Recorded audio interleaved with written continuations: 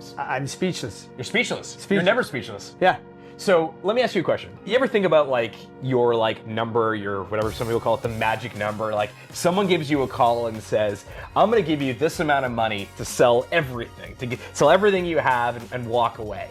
And I think, I don't know if you have a number. But I got a number. It was a lot less than what Steve Ross got off. Well, here's a guy who gets a phone call. Yeah. Like less than a year ago, someone calls and says, I'm gonna give you just over $10 billion in cash to buy the Dolphins, to buy F1 Miami, and to buy the Hard Rock Stadium. 10 billion. 10 billion with a B. Yeah. And what does this guy say? He says, no, not for me. We ask him why. He says, I didn't even consider it. Why would I do that? Yeah. This is a guy who has this insatiable hunger to grow and build. It was an amazing interview. Steve Ross is 84 years old and he's just getting started. It's unbelievable. It's unbelievable. Yeah, I mean, just getting started is exactly the right way to put it. We tried to talk about, this is a guy that built like the Time Warner Center. Yeah. He built Hudson Yards Yeah. from like idea to Hudson Over Yards. $10 billion of real estate developed by Steve Ross. And he didn't even want to talk about those old projects because he just wanted to talk about what he's working on right now, the next project. And he talks about how he thinks about business, how he thinks about doing good.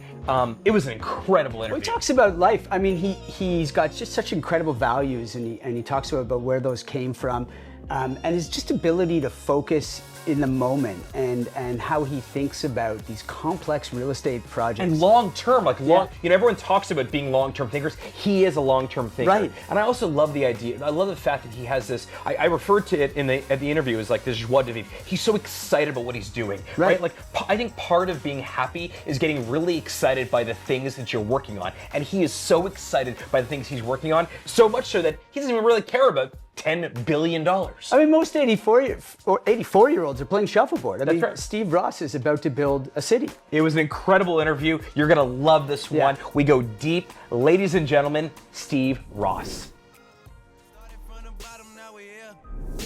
Started from the bottom, now the whole team here. Started from the bottom, now we here. Started from the bottom, now my whole team in. Started from the bottom, now we here. Started from the bottom, now the whole team here. I done kept it real from the jump. Let me start with this. We're trying to figure out how, a kid from Detroit, born in 1940, your mother's family were immigrants from Russia. Your dad was from Poland. How does a kid from Detroit end up building the Time Warner Center, Hudson Yards, CityPlace, owning the Miami Dolphins, bringing F1 to Miami? So we want to start all the way back at your childhood. What was it like growing up in the Ross house? I mean, it was a very typical American family. I mean... You have Shabbos dinners? Pardon? Shabbos dinners? We had dinners almost every night at Saturday. Okay. At 6 o'clock. Okay. My father came home for dinner, something I never did. Yeah. But, it started there, But we lived in a two-family house. And, my mother and her sister, they lived up above us. And so the family was always very close. And my grandfather my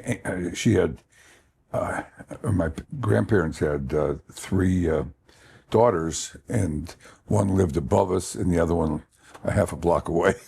So it was a very small family. Yeah. So, And you guys are very entrepreneurial. I mean, your uncle was in business, your dad was in business. Do you guys talk a lot of business at the table? not at all. Interesting. Really. Politics? Yeah, politics, and my father always was lecturing me. So about, whatever it was, He was an inventor, and I think he'd go back to the office at night, and inventing things. He was very bright and creative. He wasn't a great businessman, as I turned out. I mean, I didn't know at that time, and but he was very bright. He had only like a third grade education. Wow. So he's mostly self-taught. Wow. And the things that he did. He wasn't a real social guy, spent a lot of time working. I guess he had a good work ethic. But I guess that's where I got it from. But my mother's side was, in business, and my grandfather was very successful. What did he do? Probably had as much impact in my life and as anybody was my grandfather. Wow. because they, half the year they live with my aunt above us, and then they live in Florida the other half. So And he was a Russian immigrant, is that right? he was a Russian immigrant. And what'd you learn from him exactly?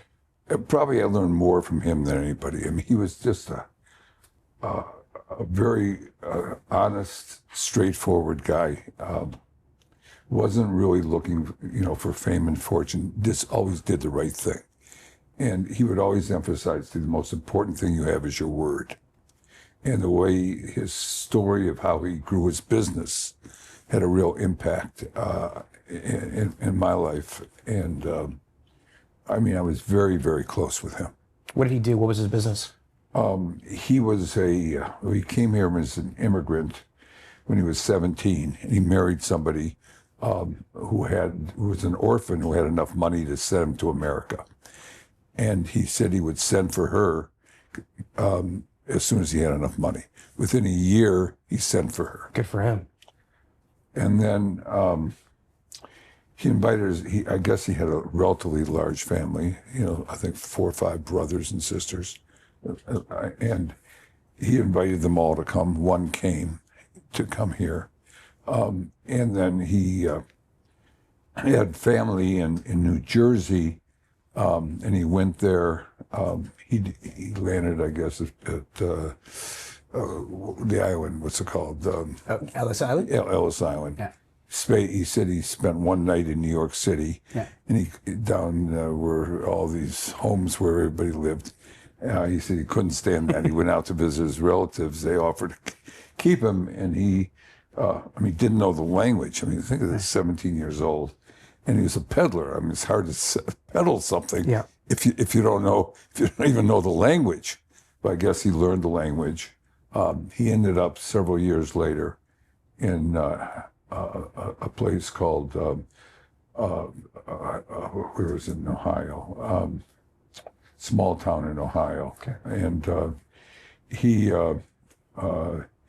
set up a general store there, which led to that. And he became the wealthiest guy in town. And then he would make these mortgages to people or lend them money.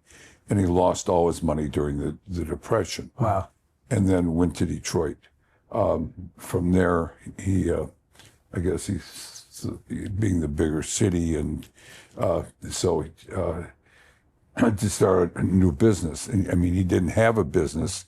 So, the great story he tells me was he went to the bank in Detroit, the National Bank of Detroit, and he asked them to borrow money to buy a business that he had found that he thought he'd be successful with. And the banker said, "That's great, we hear you. Let me see your financial statement." He said, "If I show you my financial statement, you'll never lend me the money." So he said, "Well, why?" He said, "Just check me out. I know how to make money. I'm good for my word." And they did that. He came back, and he said, "Come." And they said to him, "If we lend you money for a different business that we've taken over, would you be interested?" He said, "If I think I can make money." So he analyzed that business. He said it took a couple months. He came back. He said it was reclaiming crankcase oil. I don't know. He knows nothing about this business. He knows nothing about this. Right. He finds an engineer to tell him. Even the name of the business sounds kind of Right. Reclaiming crankcase oil. I mean, But anyway, what case oil is. I don't even know what it is I don't know myself. Even today. But it almost doesn't matter. It didn't matter. So he said, came back and he said, "Yes, I'd be interested in that." And they gave him the business and I guess set him up in the business because what were they going to do with it? And he then created the largest independent oil refinery in the Midwest. Wow. And this is during the boom of cars and. Well, I guess, it was after the Depression. Right. So it was between there and World War I. Yeah. And then, and he had built, I remember as a kid, so this is, say, 1944, 45, Right. 46, he'd take me out to the refinery. And it was really interesting. I love the smell of it. you Yeah. know? And I couldn't wait to go out there with him, his walk around. But then that's how my uncle when he graduated school from Ohio State, he came in, worked for my grandfather, and then grew the business, handling the sales and what have you. Got a pipeline from the refinery to Ford Motor, dealt with Henry Ford, which was supposedly then to be anti-Semitic. Right. And but he got and that's what really made him the pipeline from the refinery. Plus, he was doing selling heating oil to all these different companies. Like it was like a business that a lot of Jewish guys had small heating oil companies, you know. But they got all the oil from him, and then my uncle came in, and he did two things.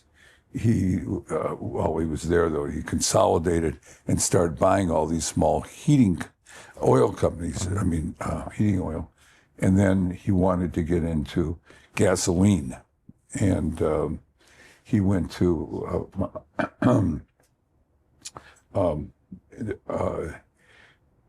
my grandfather really couldn't afford, or wasn't sophisticated, as my uncle would say, to then take the oil refinery and take it up the cracking plant to make it gasoline. So my uncle went out and found someone to back him in doing that portion. They used my grandfather's refinery, which they expanded for the oil, for the gasoline company. Then about 1950, my uncle bought my grandfather out. Wow. You know. And all this because your grandfather went to the bank and said, I need a loan. And they said, we're not going to give you a loan directly, but if you take over this company, maybe we'll do it. Pivoted. Yeah. I mean, and I guess then the character of him, you know, showed. Reputation also. I'm very curious about your uncle. I mean, doing business as a Jew with Henry Ford in those days, I mean, that's remarkable. He was a notorious anti-Semite. Like, right. How did he approach that? I have no idea. I mean, Right. You know, I'm a young kid. I don't Yeah. have. He never talked about it with you? Never talked about that relationship with him. Yeah. One of his best friends became Henry Ford II, and they were very close personal friends. Wow. After that, you know. Interesting. So, but I mean, I just, you know, I accepted it. Yeah. You know, the way it was. Yeah. Right. But it's. But the character of my grandfather was always that. He would give to charity, you know, and not looking for the recognition. Right. Because it was the right thing to do, you know. Yeah, and that obviously instilled a sense of, I mean, you know, a lot of people, when we spoke to you about you, they talk about, you know, a lot of people talk about Tikkun Olam as being something that they want to embrace, make the world better. But your reputation, Steve, is that people see you and actually do it. That you actually have always been given, you always give, I mean, we'll get to the giving pledge later on, but did that come from your grandfather, that sense of community, that sense of if you do well, you give back? Yeah, I guess it came from my grandfather to start with, you know, and I guess, you know, my uncle. Yeah. I guess it came from him as well. I mean, I'd listen to him. You know, I was always, my grandmother would always talk about my grandfather. Yeah. You started by telling us you guys never talked business at the dinner table. And yet, here you have your grandfather, rags to riches story, your uncle, a huge player in business. You know, how could that be? I mean, business was their whole lives. How did your dad not see it the same way? It wasn't as a businessman. An inventor is not a businessman. Yeah. Right. It's more of a scientist, kind of. Yeah, it's a scientist, you know, I mean, and more the creative side of things. I mean, the irony, of course, is that if he would have maybe gotten into business with your uncle, he could have made stuff, your uncle could have commercialized it. It would have been great, but he and my uncle never got along. But they didn't, okay. Okay, my uncle was always, you know, people always were going to my uncle, as I can recall, asking for things. And Max would always say no to anything. I mean, I know when I went to him, and my father would say to him, told me, never expect anything from your uncle. You know, he's not going to be there. But you went to him at some point, and you asked him to help you with school. They paid your masters, didn't No, I think yes. Well, the answer is yes, but he came and volunteered to me. Without you asking. Right. And why would he do that? I think he knew the economic situation of me, of our family, like he'd give us his used cars, you know. Right. I mean, having a very rich uncle Yeah. that everybody knew, you know. So they all assumed that we were rich, you know. you weren't. But I weren't. We had no money. I mean, virtually. I mean, It's actually almost harder that way because people assume you're wealthy but and you're not. And looking back at it, so it really instilled within me, you know, if he can do it, I can do it. So it was a great thing, and he wasn't there for me because he was always traveling. It wasn't like that. The greatest thing about him is that he owned the gasoline company, which was there, and they sponsored all the sports events, and I was a sports fan. So I had the best seats for the baseball, football, hockey. Amazing. And I got them free. And he didn't have, he had a child, his wife had died early and she was sick, and my cousin went to school in St. Louis to a boarding school, and she was young. For 2 years she lived with us. But anyway, so it was always, I could call his office anytime and ask for the tickets. So I had the best tickets for every sporting event. It didn't cost That's any amazing. money. So that was That's pretty good. Yeah, you must have been a very popular kid at that stage. Well, I mean, I know, popular, but I mean, you know, it was enjoyable. It was enjoyable. The young man's dream. Yeah. You don't think of it that way. Kids don't think of that. You know, it's interesting though. You had all this entrepreneurial success around you, but if you sort of think about your kind of early, you know, your teenage years, your early 20s, you got kind of hyper educated. I mean, you went pretty deep on, I mean, to law school, you got a master's. Why did you do that given you had so much entrepreneurial influence around you? Well, I didn't know what I was. I mean, I grew up, you know, it wasn't like I grew up with riches or you know, it was just a good Midwestern lifestyle that was, you know, the emphasis was not about money. Yep. You know, it was, you know, sports. It was just, you know, it's a great place to grow up in Michigan. And then I believe your father had to go run the hotel, right? His father's hotel, and you guys had to... No, what happened was, I mean, he had a kind of, he had invented the coffee vending machine, and he had big aspirations. He had some, you know, some good years. So like a coffee vending machine, like you see in a hospital, for example? Where you put in money and then a cup of coffee. It's a big idea. It was a big idea. That is a big idea. It was a big idea. And I mean, just to show you, he was probably the first person to do it. And he was offered by Vendo, which became a huge company, and other companies, you know, wanted to do it. I mean, he had no manufacturing capabilities. And this one company offered him a great deal, but then went bankrupt, and that was the end of it. So he, you know, what he thought he would be very successful, you know, it didn't happen. And by then, people had figured out he had copyrights and or patents. Yeah. You know, he didn't even really get paid for that.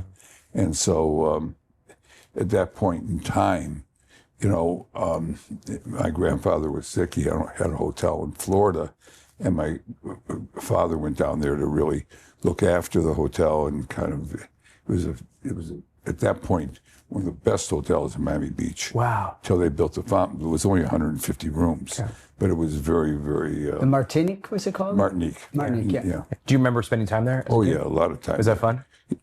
Yeah, it was great. I mean, your grandfather and your father's managing the hotel, and it was a great, you know, it was a good spot. Then they built the Fontainebleau and Eden Rock, and, you know, Miami Beach really saw the changes that were occurring in Miami Beach. It wasn't a place I really wanted to go to because it was like all New Yorkers, and I'm from Michigan, and trust me, there's a difference. Big difference. Yeah. There's a big difference. So but back to sort of the education stuff. You said you weren't sure what you wanted to do. Did you think about sort of going to university and then going to law school as sort of optionality? Well, I mean, no, actually, when I was in school, we moved to Florida. Yep. I mean, you know, you don't know how good a student you were. I mean, I was never, they didn't have those gifted classes or anything. And I did well in classes that I liked, and I was probably somewhat lazy in those days. Most good entrepreneurs have some laziness. At least my father would accuse me of that, you know. And what can you say? But I would go to, when I got to Florida, I mean, I hated there. I hated moving there. I mean, they moved me in April, Easter time of my freshman year in high school. I mean, you can't think of a worse time to enter a high school that you don't know one person, you know. And so they thought I would adjust to it because my sister they kept back because I always got along with people well and I didn't have. But I said, why'd you do that? You know, yeah. I instantly hated the place. Well, I didn't know anybody, so you're not going to, you know, and so, and they're all New Yorkers and they were all different than I knew. They were different than I was. I didn't know the difference till I got there. Even back then, people that were Miami were from New York pretty much. Just about everybody. Yeah. New York, Brooklyn, you know, and all that. So, I mean, I really did poorly in school. I mean, I didn't want to go back for the 10th grade, so I, you know, went and looked at a military school, spent 2 days there. I said, no, I don't want this either. So Jewish kids don't do great in military schools. Is what I've noticed. That's how it doesn't. I don't take orders very well. Right, yeah. I mean, that's one thing I don't do is take. Most don't do football either, though. But you seem very into that, right? You know, well, I love sports. You know, so we played it. So, but anyway, so I went to school and had terrible grades. I mean, teachers told me I'm wasting my time. Told my parents they're wasting their time sending me to college. You know, I mean, that's how bad a student I was. Wow. And then I only got accepted to the University of Florida because they had state exams. And if you got above a certain score, they had to accept you. And then they tell you when you're there, I mean, you knew it before you got there, but the speech is, look on your left, look on your right. The person sitting next to you won't be here next year. That's a famous McGill one. You know, they fail. Harvard too. They flunk out 2/3, but they flunk out.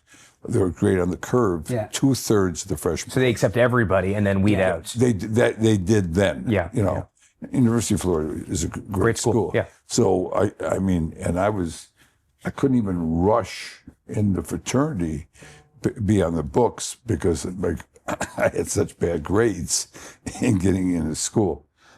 I mean, I ended up doing very well, and I transferred to Michigan. How was that? How was Michigan? I always wanted to go to Michigan. Yeah. It was always my dream, you know, and so. But Steve, I guess you know. So I didn't have any really something that was really pushing me or any goals or anything. I had no idea what I wanted to do. I was good with numbers. I liked business. You know what I mean? So, I mean, when I was in college, I majored in accounting. I mean, you know, I can only imagine myself being an accountant. Yeah, right. But what was the moment for you? I mean, you went from being a horrible student to a very good student, right? Was there something along the way? What clicked for you? Well, I mean, I first of all, I knew I had nothing. You know, I didn't have any business. I didn't know anything. You know, one in life does want to become successful. I mean, I could see it with my uncle. It's not the guy didn't grow up, you know, looking at it as, you know, from afar and wanting that success. So, and, you know, I wasn't going to get it. I wasn't going to inherit anything. So it was, I mean, obviously the drive is something, it was uncovered, or at least I grew. So I had so even today, I had no idea I could even have dreamt where I am today. And I bet your uncle could never have dreamt that either. No, I mean, you know, it's funny. He, didn't know if I was a good student or smart. I have no idea what he thought. You know what I mean? He probably had a little guilt because of his family, you know, and he was always traveling, always really, you would think the family came second, you know. And probably did, but it's something that I would go to a lot of these dinners where he's being honored and hearing him speak and what he stood for and all that. So I mean, he was like a role model, but nothing. But he wasn't a mentor that was telling me or I would go to for advice. Right. It was more from afar. You know, and but instilling within me. I guess sometimes you don't know what's really driving you. I mean, we don't know ourselves oftentimes as well as we think we do. Or, you know, certain people are gifted and know what they want to be, and they just, you know, go down that path, or their parents that instilled it within them so early that they know where they're going. Yeah. I had no idea where I was going. Although there was drive, I mean, there was ambition. You know, if you sort of follow your, you know, you go back to sort of college, if you go to Florida and to Michigan, you then end up, you know, going to law school and eventually actually becoming I didn't know what I wanted to do. Yeah, so but still, most people, I mean, I went to law school also to become an entrepreneur. I didn't know what I wanted to do either. I knew I wanted to be an entrepreneur. Someone told me that that law school would be like finishing school for entrepreneurs. Yeah. But I didn't. He was even more specific. He went into tax law. So, Yeah, but I had no degrees. so why? Yeah. Why? I mean, they had the thing called the Vietnam War. Right. And We've heard about it. And if you were 26 years old, you got deferred. You know, and I didn't want to really go in the army. I didn't believe in the war, and Back to being told what to do. you know, right? I guess I don't do well. Let me tell you. I mean, if I could probably look back at it and think, Sure. what I don't do well is being told what to do. That's right. You know? Yeah. And I've been fortunate. I mean, ever since I started the business, I've never really had a partner. Yeah. And I never really had to go out and raise or listen to somebody. Yeah. Wait, you've never had a partner? I've had partners in deals. Right. And I had partners of guys who worked for me. Yeah. But I had 100% of the control. Wow. Yeah. From the day I started, and I still do today, and always had, you know, the one vote. That's so rare. I mean, Yeah, given why? the size of the projects you've done, did you think about that right at the start? You're like, I don't want partners. No, not really. Just happened. But I mean, I guess I like making decisions, and I want to do things my way, you know.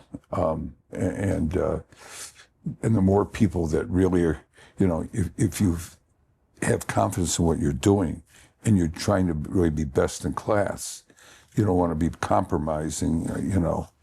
I mean, at least you'll make the compromise. Yeah, right. What has to be. Yeah, but that takes a lot of sort of self-awareness, but also a lot of courage that you can make those decisions on your own. Well, I mean, I guess it was probably, you know, having the vision to see what the opportunities were and what the alternatives were. Right. And I started the business with from the standpoint when I saw I got fired. Yeah, so you got fired from Bear Stearns. Twice. I got Twice. You guys know. Yeah. Yeah. So from Laird also. Yeah, so Laird, you get fired. Then you get fired from Bear Stearns. That probably was the greatest. And you've said this. I think we in our research we found it. You've said that getting fired was actually one of the best things to ever happen to you. Well, yeah. I mean, you know, there I knew I wasn't going to go get another job. Yeah. Right. I didn't know where. I was living in New York, you know, and I didn't want to go back to Detroit. I mean, I had my law degrees. I didn't want to practice law. And I didn't know what I was going to do. I said, hey, I want to stay in New York. I was loving New York. I told my mother, well, you know, until I find something, maybe I'll drive a cab or something. You know, I never got to that point. Yeah. You know, so then I guess, you know, confidence, you know, success breeds success. Totally.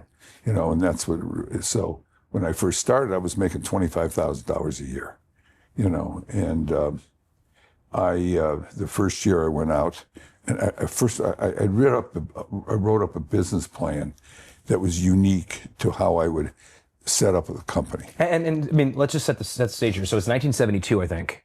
You're right. You start the company. Right. You've been fired twice. I got fired in Thanksgiving, the week before Thanksgiving in 1970. Okay. So 1970, you get fired. Why'd you set up this company? What did that original business plan even look like? Well, what happened was I was working, I guess, the company at Laird and then also at Bear Stearns. I had kind of studied, and I would see where I thought ideas were direction things were going, and what would be an idea that was unique, you know, at that point in time. So I kind of had this idea. And I found two guys that I had met that this was dealing with FHA insurance for building apartments, you know, for subsidized housing was called in those days. They had just passed the the Great Society programs of Lyndon Johnson. And this was in an effort to give more people homes. Yeah, right. They said at that point in time, I remember there was 26 million Americans that didn't have livable housing, if you'll call it that. And so, and then they set up these programs. And so seeing that as an opportunity in the government subsidies,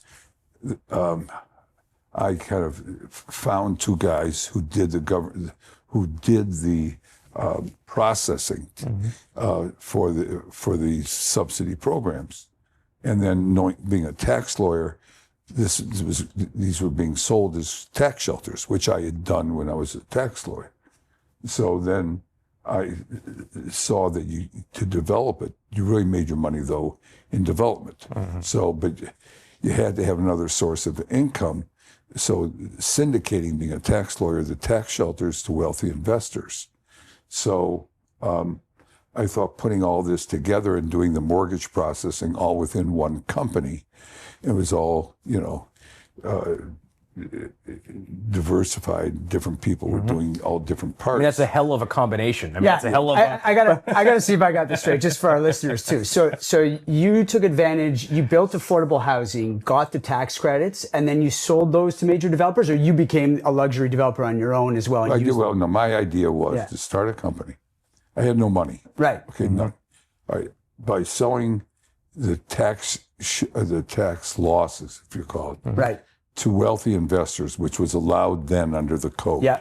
And knowing and having done that, done the projections and understood all the underlying rules and regulations, I was able to put together an offering brochure to sell those losses.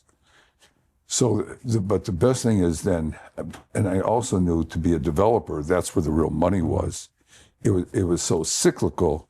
You had to have another source of income. And I didn't know anything about development. So I did know that, and knew the programs, that there was no risk on the real estate side if you could build the jobs and if you could get them. And then I saw the fact is, and what people wanted was this socially, they wanted something you shouldn't be able to tell the difference between subsidized housing, affordable housing, and market rate. People want to be proud of where they live. Sure, they didn't want to feel like they were living in social government. issues that go with it. It was just, that was probably just a feeling of, it was just natural. But at the start, you're basically a broker. Like, you're not building anything. You have no money, so you're buying the losses and selling them to wealthy. At the same time. So I had this idea of putting this all in one company. And I found these two guys that when Bear Stearns, when I really found them at Laird. I took it with me to Bear Stearns. I got them to agree to put in $3 million into this company. And I'd worked on it, and they liked the idea. But I hated the guy I was working for. He had a total inferiority complex, and therefore the way he satisfied that was making people who work for them feel inferior. He told you what to do. No, not telling you what to do, but just letting you know that he's the boss. He's the boss, and that you don't know anything. Yeah. Right.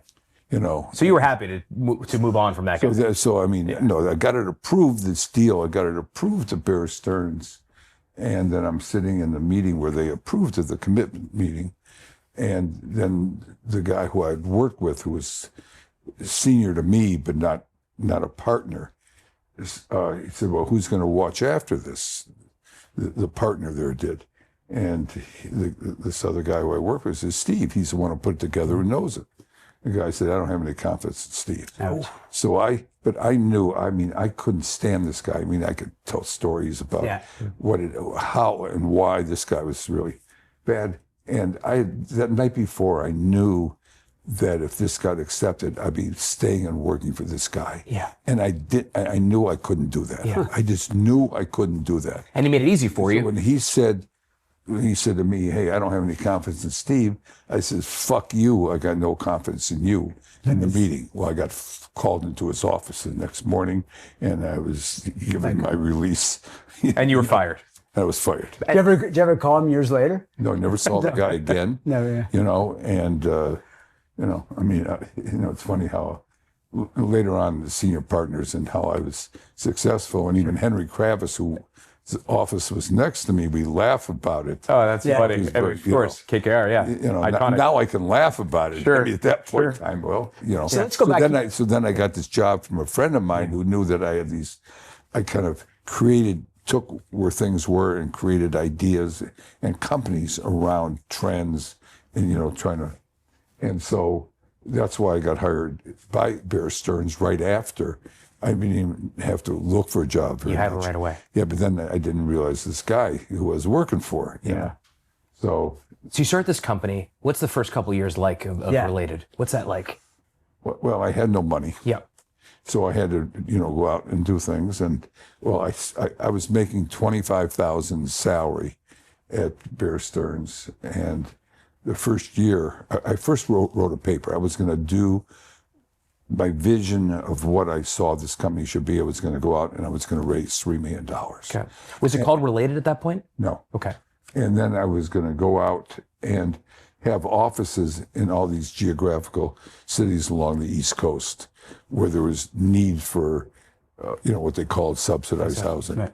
And I arranged in every place, because it was then handled locally by the different FHA offices or HUD offices. So I had 10 offices and I found 10 guys who were great at what they're doing.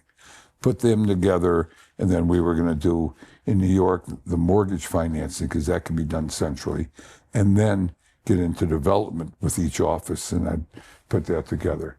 And people love the idea of putting it together, but then I'd go out and raise the money, and they'd say, "Have you ever done this?" No. Have you ever run a company? No. No. Yeah. I mean, Do you have any money? do I have any money? No. I'm 30 years old. And so I said, it's a great idea, but if you come back and you show you've done it. So I finally gave up on the idea. One guy offered me 10% of the company. They'd put up $3 million. And I said, hey, what's left for me? I got to take care of all these people. Yeah. And I'm not going to work for 10%. The time I get diluted, I'm going to need more money. That's not why I'm setting up. So what do you do? A company. So I just went out and I syndicated some other people's projects. I found developers which I'd met and selling the tax shelter, and I got fees from that. But you weren't building equity at this point.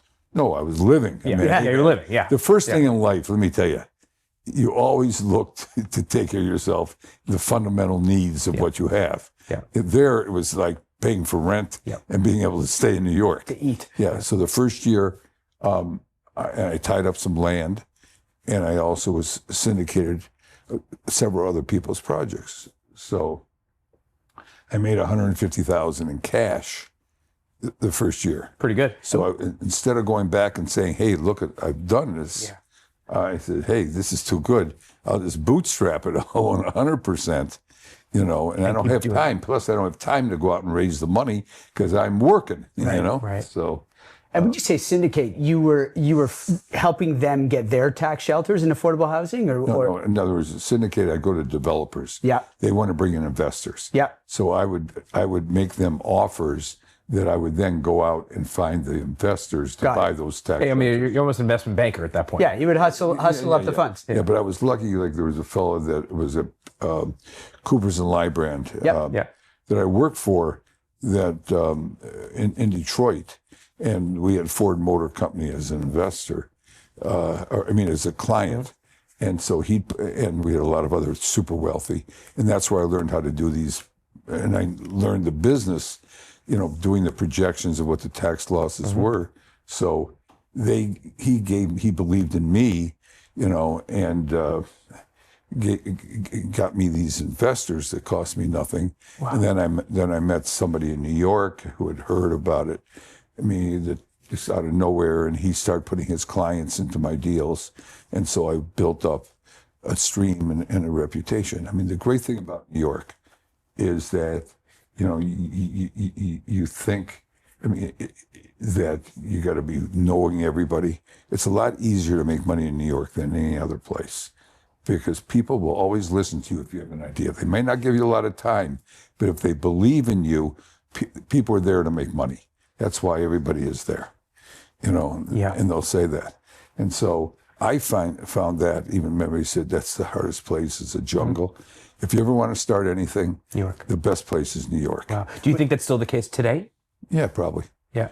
Today there's still more money there than anywhere else. Sure, of course. People are always looking to put it out. Right. That's why it's a money center, And it runs counter, though, to the expression, if you can make it there, you can make it anywhere. Like it's perceived to be the most difficult It's actually, market. if you can make it there, like... Yeah. It is true. It is true. Yeah. Well, I would think. I always said that.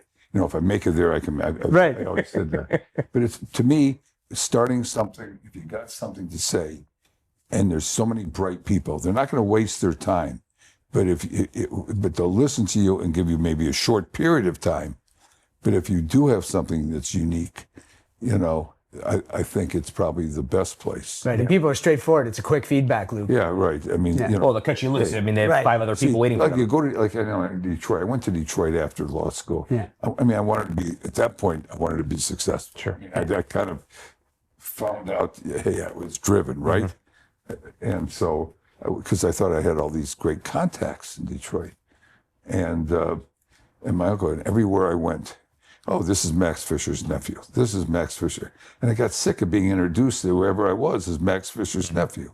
And that's the reason I left Detroit Right. to go to New York. Yeah. And in New York, you were Stephen Ross. Nobody knew me. That's right. Right. Right, but you like that you can create your own reputation, your own brand. Well, yeah, but I mean, you're right. I mean, and I thought, you don't want to go through life. That's right. Someone else's And if I was successful, it was only be because of him. Yeah, You know right. what I mean? How do you take this deal, basically a deal brokering business, and turn it into affordable housing development? Well, I mean, it wasn't that. I mean, it was like the purpose in life was to build and be in the real estate development business. Right. But I had to learn the business. And you want to learn the business, and you could see all the business cycles that occurred. Yeah. And they were much more frequent in those times. So it was something that when you started a business, especially in real estate, you wanted to make sure you could withstand those business cycles. Yeah. So in knowing you had to have other sources of income. So I used what I knew as in terms of being a so-called syndicator or selling of tax shelters, which then becomes the selling of investments. Right. I took that as a way of getting income and doing it for other people's projects. Yeah. So I became the largest, or one of the largest syndicators providing equity for affordable housing. Wow. Then I got into the debt business, and we became the largest provider of debt for these affordable, multifamily projects. So, I mean, it was always expanding, the envelope constantly. Yeah. And knowing, I guess it was my ADD or whatever, I'd go into an area like affordable housing, and then I wanted to go into conventional multifamily housing, condos. So I would set up a division or somebody to do it with. It's just like one division, it was one person. Division. And I'd learn that business. And then that person would run that business, and I'd go into another business. And so, like, we're probably today the only company that is involved in every aspect of real estate. And we're involved in every aspect of financing and all these other different businesses that go with it. And that's why the name Related. Everything is related. That takes incredible patience. Yeah. It's not patience. It takes age. It takes time. It takes time, yeah. I mean, I'm not 80. Almost 85 for nothing. Right. Yeah. But you Still in the had a business. vision right out of the gate where you wanted to develop. And how many years till you actually developed? Well, I was developing, from 1972 Yeah. when I really started, because the first year I was looking for capital in Right. 71 and didn't really start a project and then Right. incorporate in 72. But in 71, I was looking for the money for most of the year, and then just made some money because I had to, $10,000 would only go so far, The rent was only $275 a month, so I could, afford that. When you started these divisions, for example, you obviously put people in charge and you say, hey, you go do that. How do you think about looking for talent? How do you spot potential? Because that's a big risk for you. I guess it was probably more intuitive, I mean, I always was looking for smart people and always listening to other people. Hey, that guy's really smart. That guy's really good. And listening to him, And then I was able to attract people by giving them a percentage, You made them rich. Rich, or gave them, showing them there was opportunity. Like 2 guys I hired, both of them became super rich, one a billionaire, something. Wow. And he took the ideas of what I had. I mean, you could, talk to him today. Yeah. He said, hey, I learned everything. Yeah. And Does that make you proud? I like seeing people succeed. Me too, yeah. I mean, that's why I think you attract people, because you don't look at them as workers, you look at them as partners, and you work together as a team. Yep. I think the most important thing today is working together with people as a team, as opposed to reporting style. Yeah. And being involved with them and understanding them, and I mean, I spent so much time working that, you want to like the people that you work with, and you want bright people who are incentivized, who want to succeed and want to be best in class. Which is interesting because you never had partners in terms of on equal footing, but you made people that work for you work with you and made them partners. Yeah, but you worked as a team. That's what you're looking for. Right. And they did well. I mean, I've made a lot of people that work for me, Right. a lot of, millionaires. I mean, some billionaires, Wow. So it's... That's incredible. But I think, it's how you look at people, and I mean, I love what I'm doing and I have the passion for it. So therefore, you're looking for people also who have that passion for it, but they're good people. Yeah. I mean, the most important thing is you're dealing with good people. It's not just all about the money. Yeah. Well, it's interesting, when we sat down here today, I made a joke to you and I said, I'm looking around your office here. You're going to be 85 in a few months. Most people at 85 are sort of downshifting and turning it down. You just started a brand new company recently. Right. Why? Why would you start a brand new company, 85 years old? Like what? I mean, I don't believe you ever want to be in a position where you wake up in the morning and you're wondering what you're going to do. I mean, what more is keeping your mind active, growing? You're not getting ready to die. Yeah. And why should you put yourself in that position? I mean, but that speaks to life's work. But it keeps you alive. You understand? It's the healthiest thing for you too, probably. Do you have friends that have gone the other way and you've seen the effects of it? Yeah, just like I live down here in Palm Beach. Most people, I mean, they call themselves working. I mean, what they work at? They're working at the golf club. Well, I mean, golf. I mean, you can only play so much. And actually, the less you play, the worse you are, and therefore, my golf game has never been as bad as it is today. I mean, I used to be a decent golfer. Now I don't. Now you don't have the time. I don't have any time for it. Unbelievable. So, but I mean, when you're doing something you like and you're good at it, you're going to want to continue it, right? Yeah. I mean, people enjoy success. Yeah. Well, when did you fall in love with real estate development?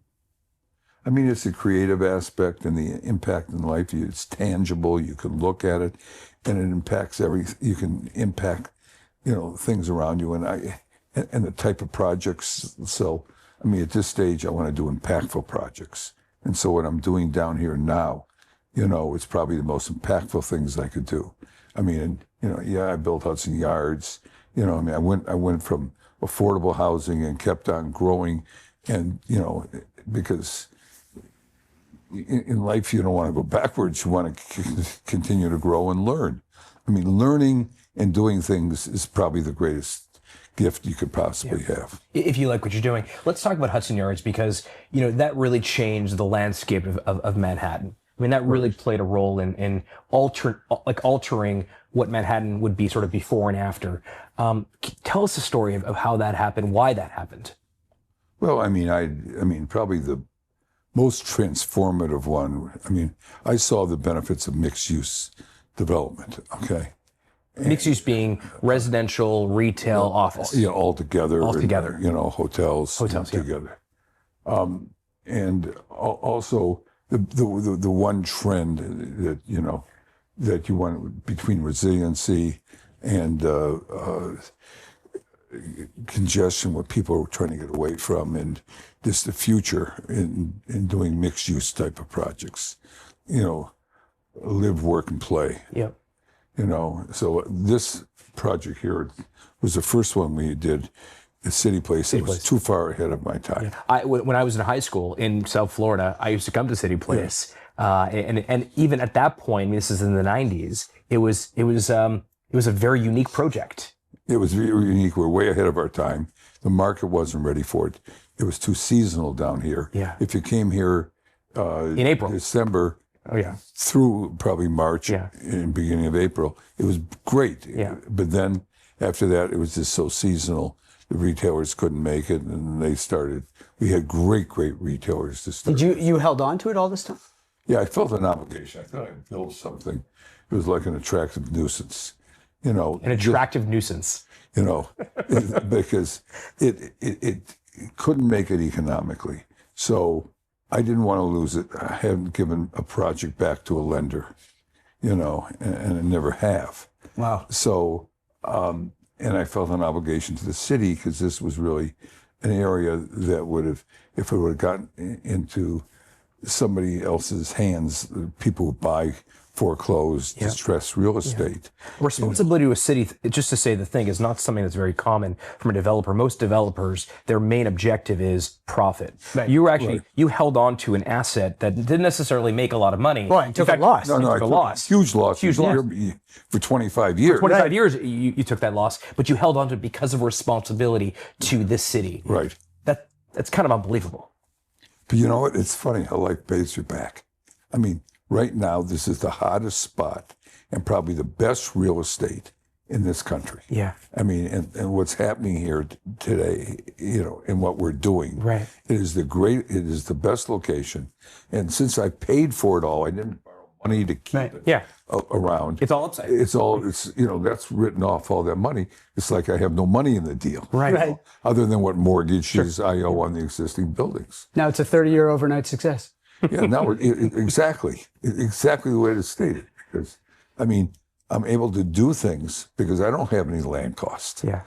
Right, because It's right in the middle. Yeah. And like, you know, we're starting, well, you can't see out the window here, but we're have a groundbreaking tomorrow for a 1 million square foot office building. Wow.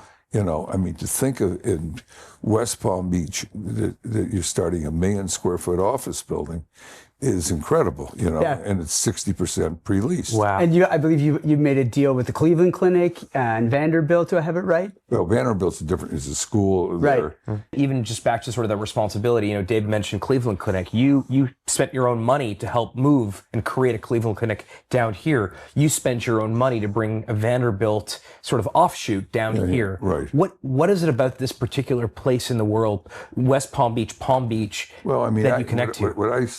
What I saw was that this world is changing. We're going through change like we've never before. It's like going from the second industrial revolution to the third. Every segment of the world, you know, communication, transportation, you name it, is changing. So, and change is opportunity. And you can just see the political changes that are occurring, you know, in this country. And so, you know, Florida is probably, if not the best, it's tied for the best. It's a business state. Yeah. It's the recipient of all. But it hasn't really gotten a lot of business here, even though it's such a great business state because there's no income taxes here. They love business. You know, it's unions. It's open shop. Yeah. So you don't have to really. Weather's not too shabby either. The weather's not too bad. And so, you know, and then you compare, people always talk about all the natural disasters, but they're all throughout. Yeah, you have it everywhere. They had it everywhere today. Everybody's, you know, and today, because we had all these hurricanes, you know, the codes and here are stricter than anywhere else.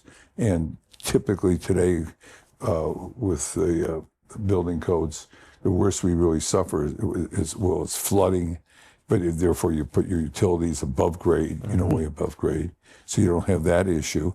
So what do you, and with between the wind with Category 5, you know, building codes that really protect you. What are you going to have? You're going to have a lot of broken trees. Yep. You know, So, which you replant, and in Florida, they grow fast. Yeah. Right. Yeah. So it's not. Yeah. Well, I want to go back though to Hudson Yards in particular, and sort of this concept of work, play, and live, and this concept of mixed use. Hudson Yards, what was it? Well, before? I mean, it was yards. I mean, right? Yeah, they were. You know, it was a wasteland. Yeah, that's right. It's a wasteland, but just to set the stage for what was at stake here. I mean, I believe this was very strategically important for Bloomberg and Dan Doctoroff, right? I mean, this was an important project for the city. Right, but it was going to be where they had the Olympic Stadium. is on one half of the yards. Right. So it's going to be the Olympics stadium. It's all below it. It's still all rail yards. Interesting. It's not like they went anywhere. We built above the rail yards. Wow. There. And So once the Olympic stadium was no longer to be built, is that when you got involved and said, "Hey"? Yeah, they then had an RFP for that, and then. And He lost it. I mean, yeah. I lost it initially. Everybody thought we were going to win it because I had News Corp who was going to take the space. The day before the bids were due, I got a phone call from News Corp that they weren't going to go forward. So our plan was going in Monday morning. I hear Sunday night, they're not there. What do you do? So we lost. Well, I couldn't do it. I mean, I couldn't do anything. And then I get a phone call, and I guess that was 2000 and 2008, I guess, just before the crash. The crash, and then the crash occurred after, but the people slowed down. They pulled out, and then so Tishman Speyer won it, and then in about April of that year they pulled out. Why? Because you could start feeling the economic strain, and I guess their tenants pulled out. Which was I think Merrill Lynch and I don't know exactly remember which ones. So then I got a phone call. Would I still be interested? And I mean the crash hadn't occurred yet, so I said yes. And then they were very anxious. They said, we don't want to go out to bid again, but we can go back to the original bidders. And so we were the only one of the original bidders that still had an interest. Wow. So I said to them, send me the papers that you already approved, and I'll tell you if I can live with those papers. So I had the benefit of already what was negotiated. Perfect. And then I was able to then change what I wanted to, but at least I had a starting point. Amazing. But the economy, this is one of the biggest financial crashes ever, right? Yeah, but that hadn't occurred yet. Yeah. Oh, it hadn't prior. Okay. Well, the interesting part is, you basically got it because you were the last man standing. Right, exactly. Yeah, you could, it's a good way, whatever. And so you end up getting, what do you think at that point? Are you excited by this? I'm excited, but I knew, hey, when you build something like that, I'm always looking forward to it. Yeah, I mean, I think I always have lived with the idea that the more impactful jobs you're doing, the more exciting it is. Yeah. And you're learning and you're creating a real reason for what you're doing. So I mean, yeah, but that's why that was great, and I did that. But now, I mean, what I'm doing now has never been done before. What's what I'm doing down here in Florida? Why is it so different? I'm looking at the whole county, and I really believe this will become the most important place in America, going forward, because Florida is such a great business state. Yep. Number one, and the fact is the change occurring. Businesses don't want to. And what's our biggest industry going forward? It's all tech oriented, right? Yeah. And they don't want to start firms in California anymore because of the rules not as friendly. and regulations. Yeah, that's right. And 15% taxes off the top. Yeah. And dealing with a kind of government that is not really pro-business. Yeah. Right. So where in the country? Texas is taking advantage. Austin specifically. Yeah. Well, Austin, Dallas is going like crazy. Yeah. But, to me, that's like a foreign country. Yep. People like Florida. Everybody's had a good experience. Yeah, everyone's been here. Everybody's been here, but it liked it. They left, but it's never been a business state. Yeah. And if you look at it, South Florida is totally different than the rest of Florida. That's right. Yeah. And so the growth, the rest of Florida is like back offices, tourism, a little defense, over in Cape Canaveral with the space industry. Yep. But South Florida has really gotten to be very expensive, very crowded because more people are here. The higher income levels in South Florida, higher educational levels in South Florida, and so your hobby project is effectively to make South Florida this incredible magnet for talent that's what and I see. family. You're building a city. I mean, I'm taking a county, Yeah. and you saw the growth of what the impact was in Silicon Valley. Yeah.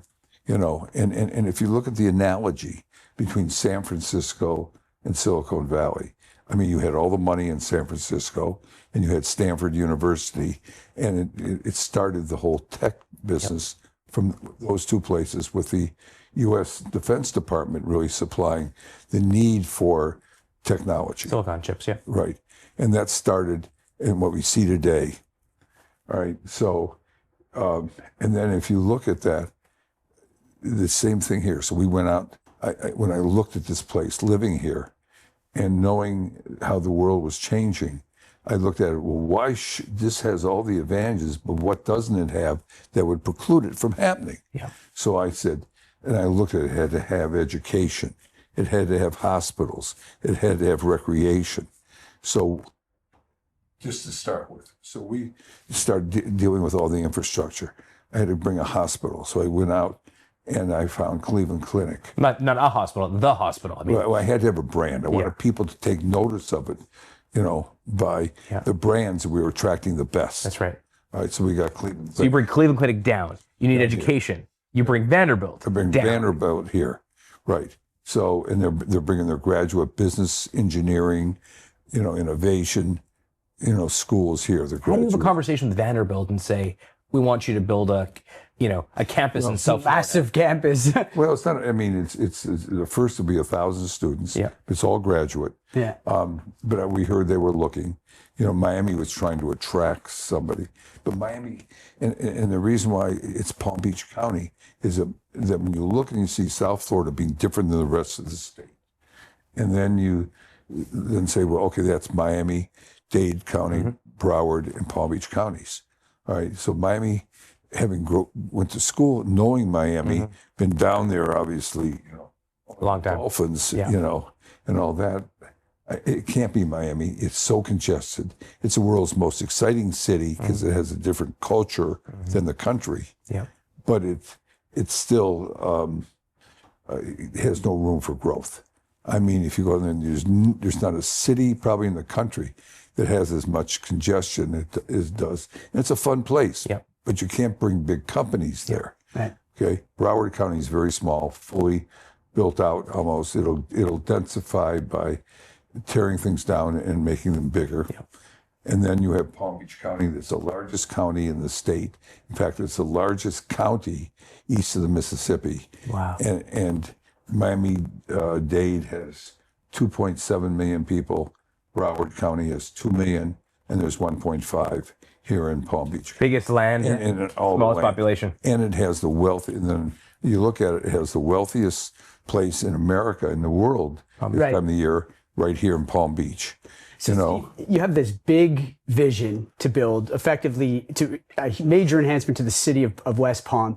What did some of the lessons you learned? I mean, you specialize in complex real estate projects, Hudson Yards, Time Warner Center. What are some of the lessons that you learned on those massive complex I projects? know you have bring to, here? first of all, to attract people, you have to have the infrastructure to handle it. Yeah. So that's what we spent the last 3 years, 2 years, even since COVID, when I saw the possibilities, you know, of getting the hospital, getting the schools, getting the K through 12. We got to get a great private K through 12 and have, you know, other charter schools you know, backed up. You know, education is so important to grow companies here.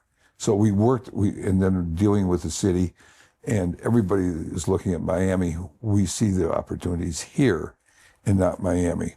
And so, you know, it was like a blank slate, if you will. I mean, there were a lot of developers of residential, but we're the only ones that are really building offices and, you know, mixed use projects, but also knowing I have to deliver, which I started in affordable housing. Yeah. So I have to be able to do that.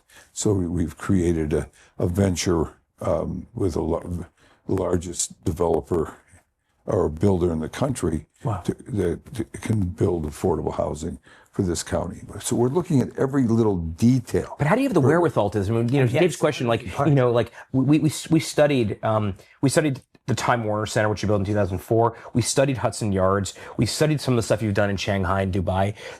These build periods are so long. There's so many, at every single, I'm sure on a weekly basis, there's someone that tells you can't do something. Right. How do you not lose momentum? How do you not You lose? have a lot of projects going at the same time. Right, yeah. So it's all process. Right. But aren't you sort of whack-a-moling? Well, it's all process. Tell us about that. I mean, it's first of all, I think you've got to start with the attitude that, it's not how much money you're making. It's what's in the interest of the community and listening to what is needed. Yeah. And I think that's probably, if there's any one thing that's, I think separated me from, other developers, because I started with no money. So I won in public competitions. I had to go, and because I couldn't afford to carry land. That's what breaks everybody, is carrying land, because there's no income to come in bad times, and so I had to, and the best way was to win it through public competitions. When the cities, or states or whatever were putting out RFPs, for development proposals. So, I mean, I probably won, when I first started business, over 90% of those. Wow. Without the experience and with the money. That's an active right. That's how I won, like in New York, back in 1971, 72, Riverwalk. Something. No, it's 76. Was that your first big break? I won it, but then it was never built. I spent, then it cost me $5 million. I brought in a partner, Cadillac Fairview, which was then the largest developer. Canadian, the Brofman family. Yeah, right, Brofmans. Leo Kohlberg, I think. Right, yes. Yeah. And so I won it with them as a partner, and it would have been the largest, mixed-use project in New York. So, and I spent 5 years getting it approved. They went through a transformation. I ended up with a project. I lost it. I didn't sue the city. Everybody said, you have a lawsuit against the city. And I said, hey, I'm going to do business here. I'm not going to, do well in the long run by suing the city. Wow. So I didn't sue the city, even though at that point, it was a lot of money. But, it's like you want to do the right thing, and real estate is a great thing because it's something that you can look at, and always say, hey, what impact it has. And you want to keep managing the project, and you want to be proud of what you're doing. For sure. I mean, there's a little bit of don't sweat the small stuffs also that you sort of, you talk about. I mean, you could have sued the city, you didn't, because you had a much longer term vision. Right. If you're projecting a 20 or 30 year horizon or 50 year horizon on every project, you are going to outcompete everybody who's short-term focused. Yeah, I have a long-term focus. Yeah, really. The reason you're able to do that is you're working on enough projects. Yeah, it's easy. There's always a project. There's always something to be doing. Yeah, It's easier said than done. Yeah, that's right. Well, I mean, I was fortunate, and that was just the, I guess my mindset and my game plan. Yeah. So I had a game plan, of how to do it in my own mind. And, like you said, I didn't have to go out and convince partners, to do it, but they all bought in. I mean, you work with people, you don't tell them what to do. Yeah. You bring them along. But you just lost $5 million, and this was supposed to be your first big break. I mean, yes, you have a long-term vision, but where'd you go from there? No, because I was making enough money on my other stuff. On your other stuff too, Among that you're other able stuff. to, On your syndicating and your, Yeah. But and developing, at that point, I'd become a decent-sized developer. Got it. Okay. So, I have to ask, we're sitting here obviously in your office here in Palm Beach, and West Palm Beach. And so in 2008, recession's coming. Maybe you see it, maybe you're not sure what's going to happen. Most people are taken by surprise by the financial crisis. But you did something that I think, for David and I think all the entrepreneurs that are watching, it's quite remarkable, which is that you ended up buying a football team. Right. Now, you're just to be clear, I mean, you're someone who played football. You've loved sports your whole life. You didn't have a lot of money growing up. That move, that decision to buy a professional sports team, to me, that's like, we don't have royalty in America, but we have as sports team owners. Right. And as a I don't know if there's royalty. Well, anyway. but it's our version of that here in North America. But,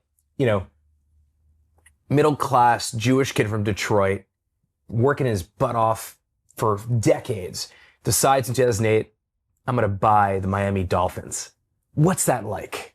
How did that happen? I mean, people said, well, why'd you do it? And I said, because I could afford it. Yeah. So, I mean, that was a simple answer. Yeah, that's a very kind way of saying because I could. Right. Yeah. But I mean, I always loved it, and I wanted to have a team, and I'd done some work for the NFL in deciding. They had asked me to do a study where they should put a stadium in Los Angeles, and I got to meet Roger Goodell, and he calls me one day, and I was thinking of actually moving to California. We had an office there, and we were building up an apartment, and a great condo, and I was going to take the top floor. So, but anyway, he calls me, asks me if Miami Dolphins were for sale, if I'd be interested. And I said, yeah, I got to think about it. We talked a little bit. Had you thought about that before? Was that something on your mind? Well, it was about owning a team. About owning a team, but not the Dolphins. Yeah, because I didn't know they were for sale or anything. Yeah, you had a few run-ins with different sports teams, I think, where you tried to buy a couple. Yeah, I tried to buy the Patriots when they were for sale. Yeah. And I owned a team in the USFL because I saw the fact that I could probably end up, I read the lawsuit, and I thought they would win. When I read the lawsuit, they did win, but they only got $1. Okay. But you read the lawsuit? Yeah, somemean brought it to me and said, hey, you should, he was trying for me to put money into the Houston, I forget what they were called. Anyway, so it cost me $1.5 million to pay the players, and I ended up with a team for free because I read the lawsuit, and I thought they were going to win this antitrust suit. So, they did win it, but I was going to move it to New York, and because both teams were playing in New Jersey, and I was going to play in New York, and figured I'd move it there. And that's where I met Donald Trump, and he wanted to be partners because he owned the New Jersey Generals in the USFL, and so we tried to merge. Never happened, but that was your way in, you thought, to the NFL?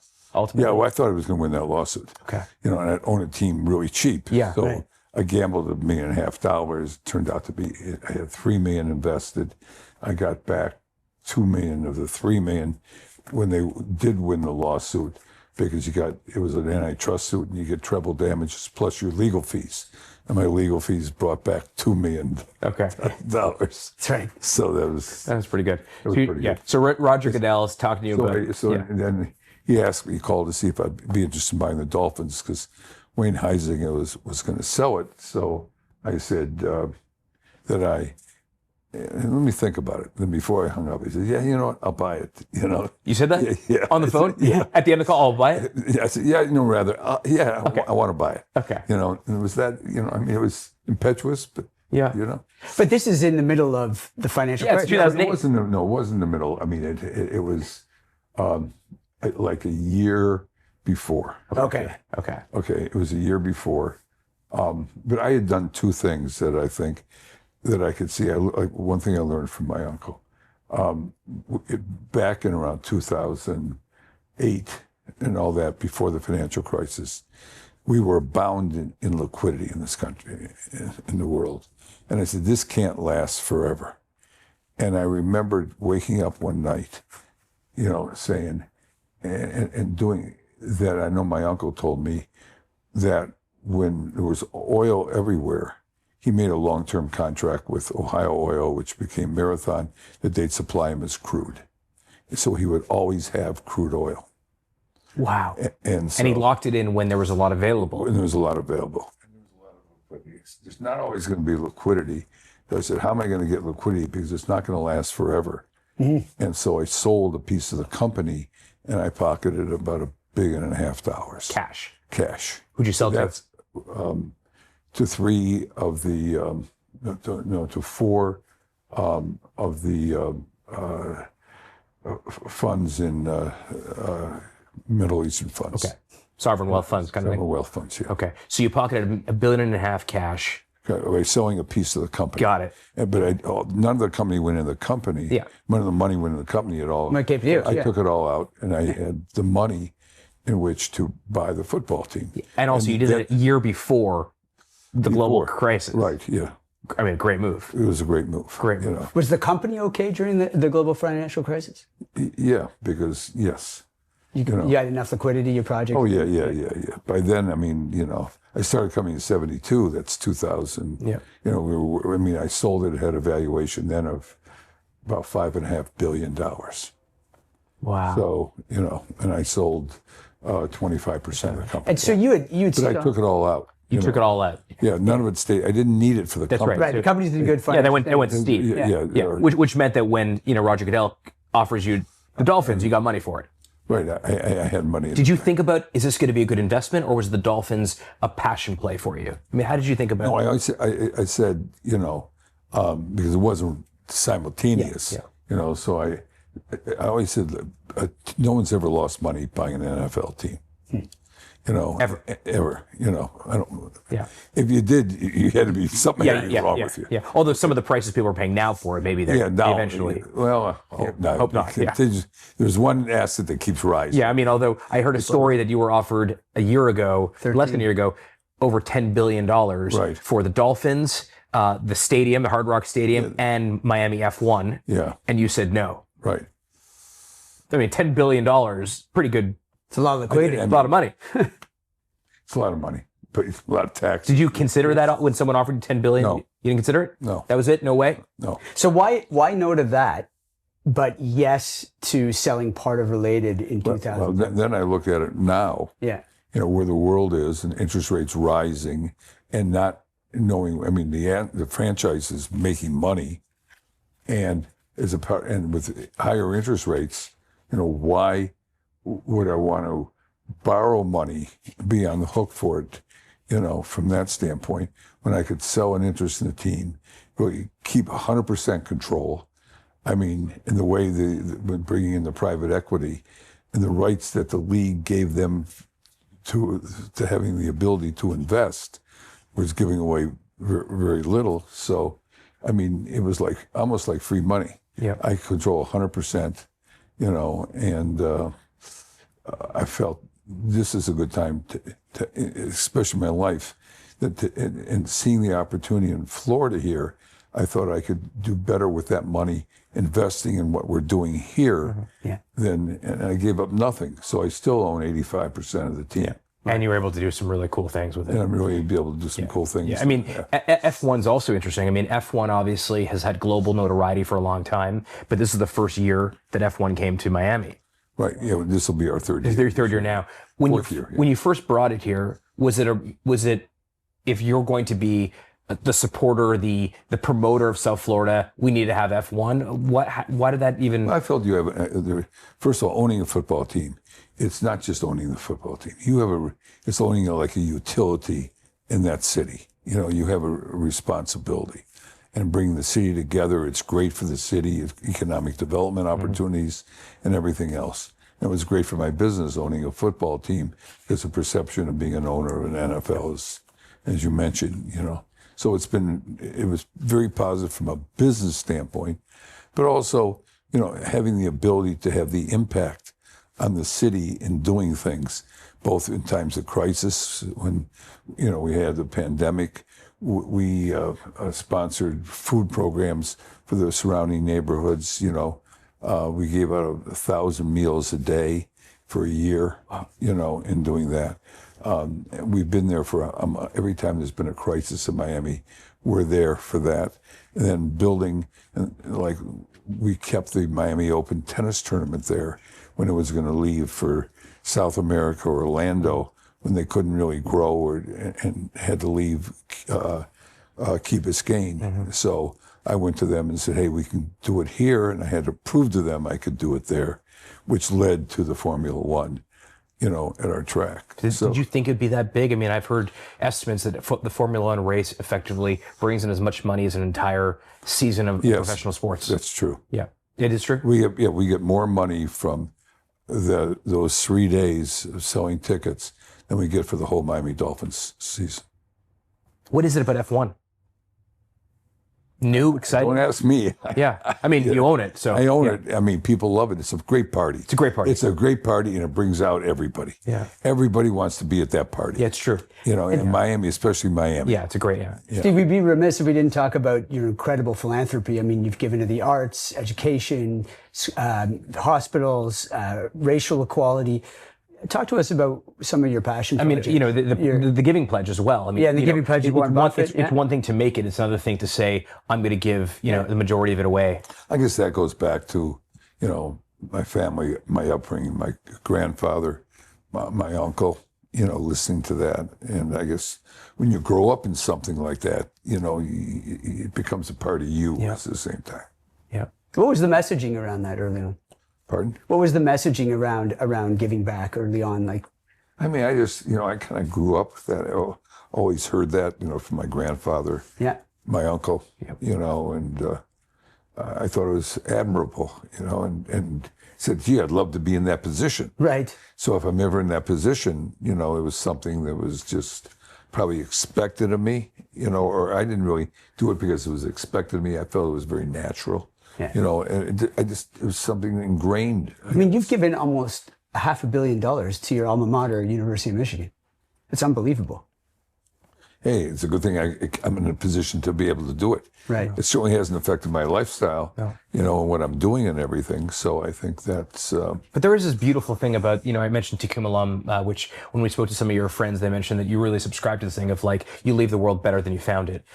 There is one thing to make it. It's another category to give it away. And especially because in some ways, Steve, you sort of combine both philanthropy and business together. I mean, I'm not really sure whether or not, Related Ross is actually, obviously you make money here, but it also feels like this is also for the community.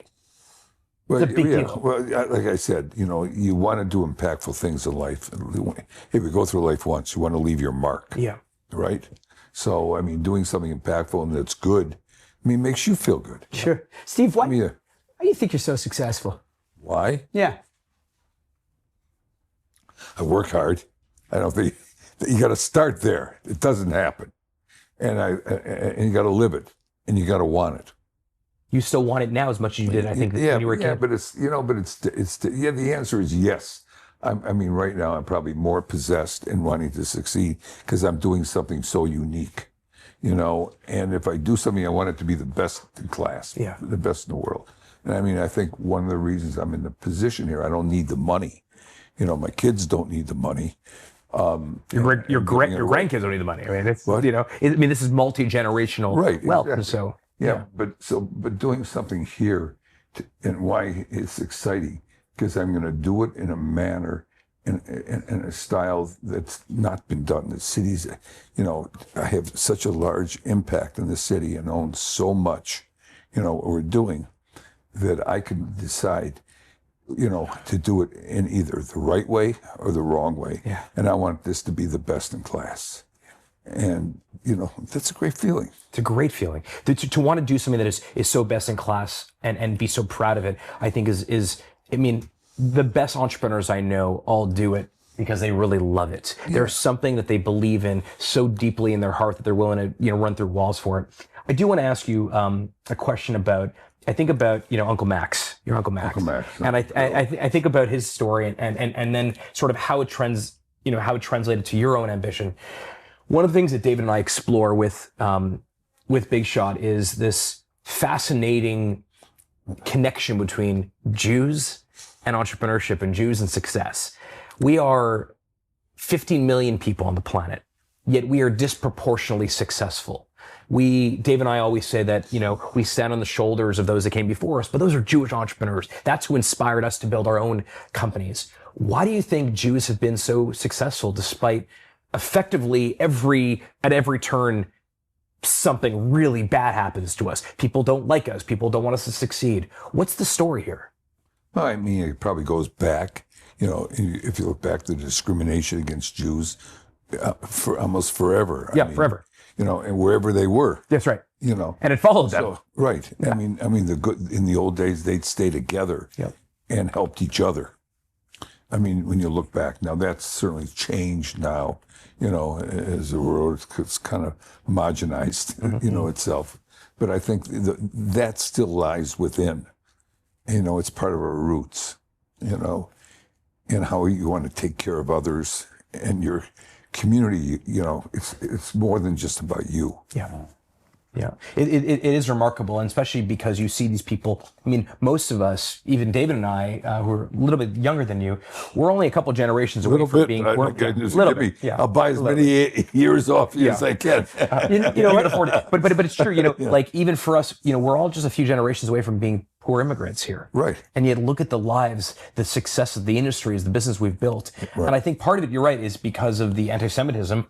Part of it is also because we all had our own version of Uncle Max, who we saw, we're like, it makes it possible. Well, and looking forward too, I mean, one of the things that I find so remarkable about you, Steve, is, here you've accomplished all of these things, Time Warner, Hudson Yards. We didn't talk that much about those projects. You're looking forward. We talked about we're talking about the new stuff. We're talking about the new stuff. Yeah. You're 80. We sort of yada over the Time Warner Center. Over the Time Warner. I'm always looking forward. Yeah. I mean, it's not like going to a closing, I'm on to the next job. Before. Right. Yeah. You probably don't even go to closing dinners. We try to take you back to 2008, the pandemic, and Hudson Yards, and the shift from retail into office, and all these difficult challenges you had along the way.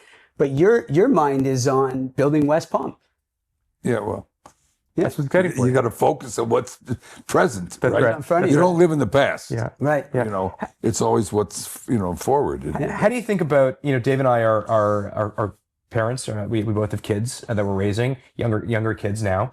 How do you think about raising kids? How do you think about instilling them the values that your father, your mother, your grandfather, your uncle instilled in you? How do you teach your kids about? I mean, I've been asked. I have two daughters that are. I do too. I have two daughters. And they're great kids. I mean, they're totally unentitled. They both started their own businesses. They didn't want to come in my business. And they're both doing well. And and people say, "How are your kids?" So down to earth and unentitled. Yeah. And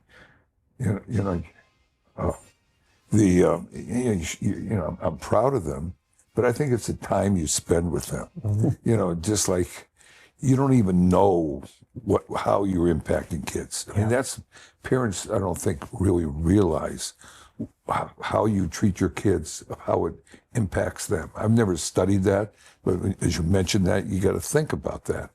And so it's not like all of a sudden you start paying attention at a certain age, or you do celebrate certain things. It's a constant relationship you have and how they look at you. Yeah. How did you balance that when they were growing up in terms of, because I mean, you still work a lot. I worked like I looked at it this way. I lived in New York. Yeah. I don't think, I can't count the amount of times during the weekdays that I had dinner with them. For everybody in New York, I rationalized it.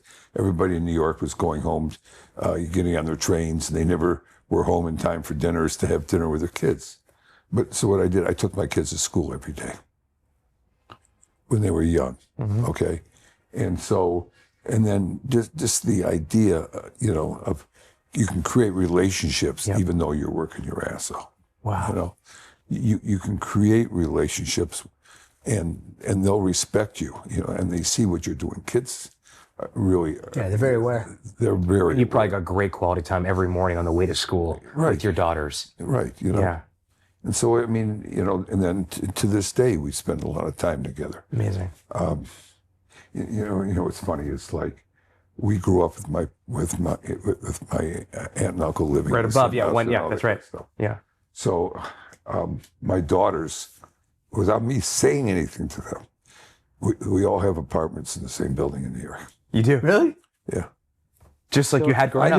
I never told them to. Right. At all. Never. But just like when you were growing up. That's right. The furniture's nicer, the building's nicer, but the setup's the same. Right. I mean, it's mishpacha, it's family. Right. I mean, and they wanted to be there. That's the best part. So without even ever telling them this, or even asking them, this is what they wanted. Yeah. Think about that. I mean, it's like It's remarkable. So you ask, Jews, how do things pass down, and how is it? Why are we that way? I don't know, because there's so many things that people pick up along the way that you're not even aware of. Yep. That's the only reason you could say that. Yeah. Well, I mean, look, without talking about it, right? Right. yeah, We're much more aware than we think we are. yeah. Well, it's remarkable. I mean, your grandfather basically slept on a park bench in New York when he came to the country, and then you end up building a big swath of New York. And yet, not much changes about Shabbat dinner. Right. Yeah, or even the fact that your daughters, without even asking them. I mean, I have two daughters also. Mine are 6 and 8. I assume yours are much older than 6 years old and 8 years old. Yeah, a little old. That's right. I do have grandchildren. But I can tell you, what an incredible feeling it would be if one day my daughters want to be closer to my wife and I. They want to move into the same building by choice. Yeah. I mean, that to me is real success. Yeah. You've had from the Miami Dolphins to Related Ross to all the incredible things you've done. I mean, the entire city skyline of New York City, whether it's Time Warner or it's Hudson Yards, has been changed by Steve Ross. And yet, at the end of the day, the most important, impactful demonstration of your success is your kids want to spend more time with you. Yeah, which is earned and not given. Right. I mean, and that's what's meaningful. That's right. Really. I mean, those are the more meaningful things, right? Yeah. Do you think about that more now at your age than you did when you were in your 40s, let's say? No. I mean, I didn't have kids till I was 46 and 49. Okay. So because I got married later. Yeah. I've made up for it with the number of wives, but anyway, it's okay. I didn't know what I was missing. I got married the first time 40. Okay. And I'm about to get married again.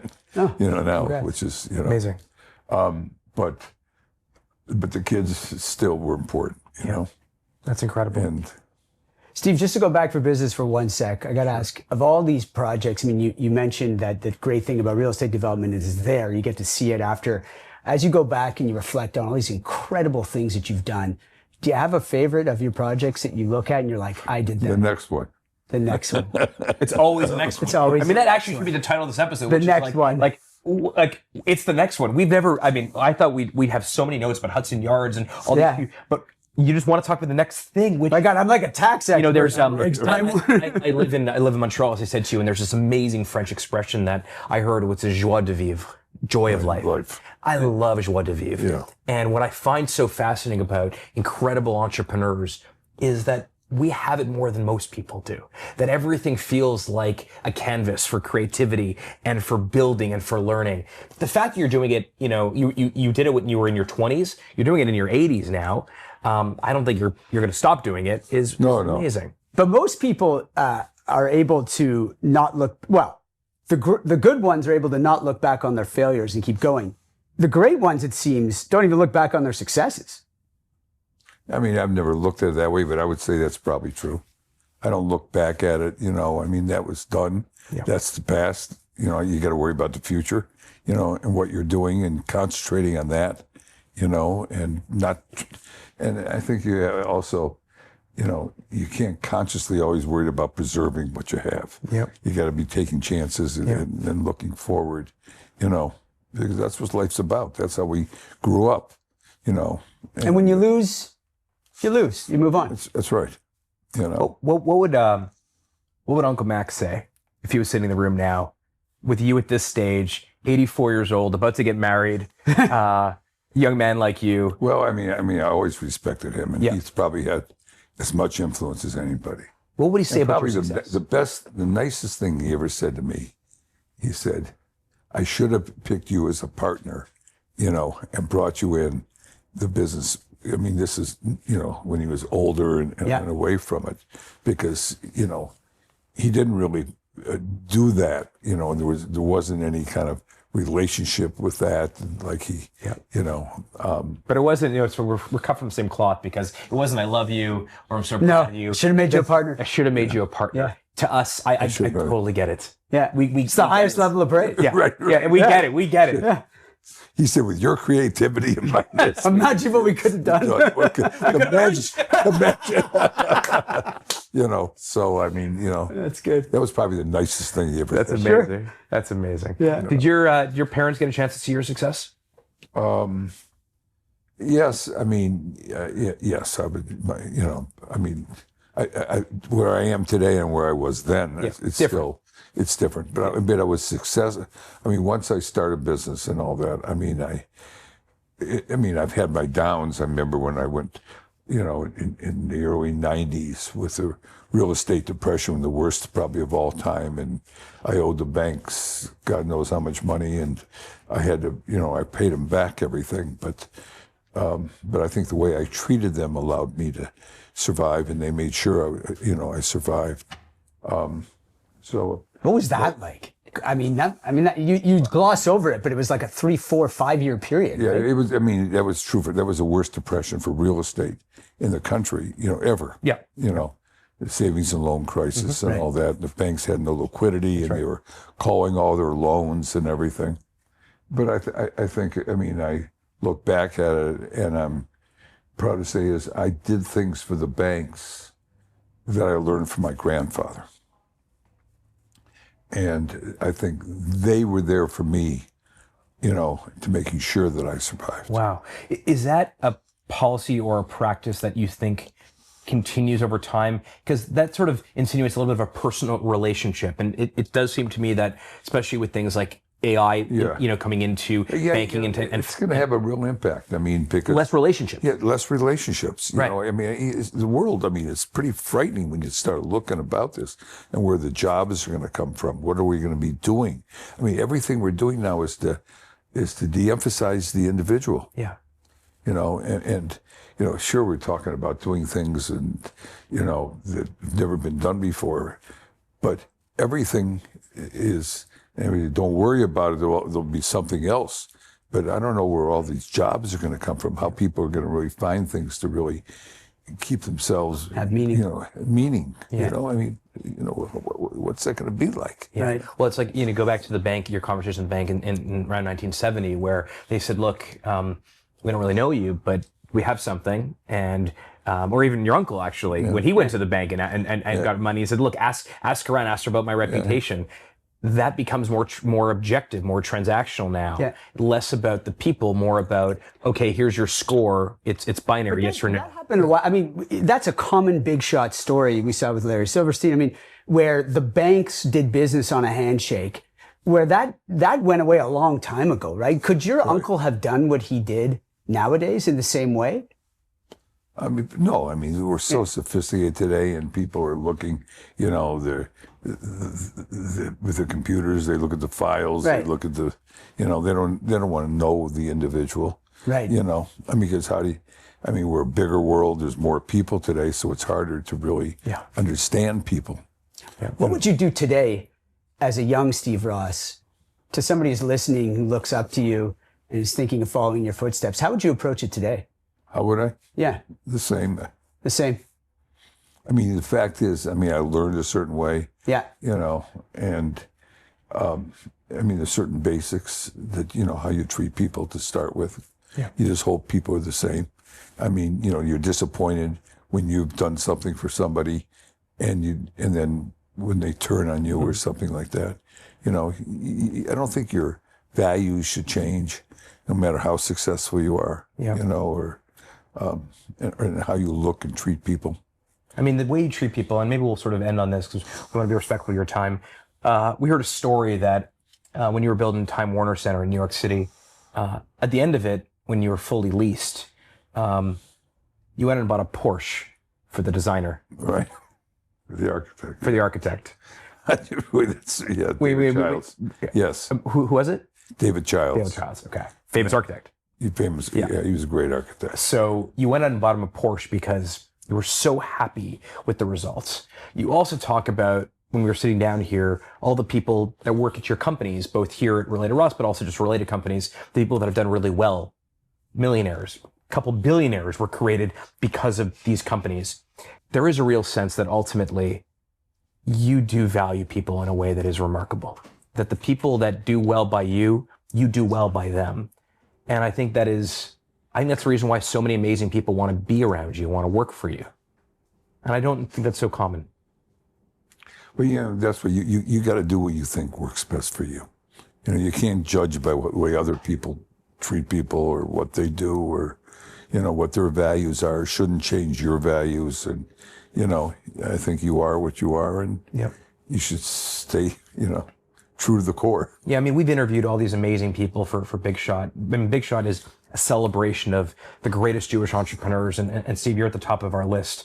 But the way, it's true, but the way that you do it, it's not just the what you've done, which is remarkable, the how that you've done it, the through line about character, about community, about the people. Always looking forward. Always optimistic. I mean, even now, like, I mean, you know, I feel like we can talk for hours with you about all things you're excited by, to have that joie de vivre, to have that sense of giving back. I mean, you know, you referred to a couple of these projects almost like utility projects. Now, I think what you mean by that, I mean, the way I take it is utilities are there to support the people that live there. I said what it was utility was like owning the Miami Dolphins. That's right. But most people don't look at it that way. Because the community is dependent upon it. But most people don't look at it that way. It's so much bigger than you. To believe that you spent all that money to create a utility for other people is a very uncommon way to do business. But it also has been a great benefit to me at the same time, recognizing the fact that you own a team and the doors that opens at the same time allows me to do things that I couldn't otherwise do. Yeah. You know, I think owning the team, and I don't think most people in sports recognize the fact of what it is. I mean, people look at things very narrowly, you know, and you got to look at things much broader, you know, and how other people see it, you know, and not just the way you might see it, but you got to. Yeah. One of the things that I said to you on the way in that really struck me, I mean, you're talking now about being able to see things broadly in the entire ecosystem. For most guests, we get about 3 to 4 pages of notes. For Steve Ross, we got 9 to 10. What? And 9 to 10 pages of notes. And, you know, I think it speaks to this incredible, I mean, you've done so much. You've had such a big impact on the world.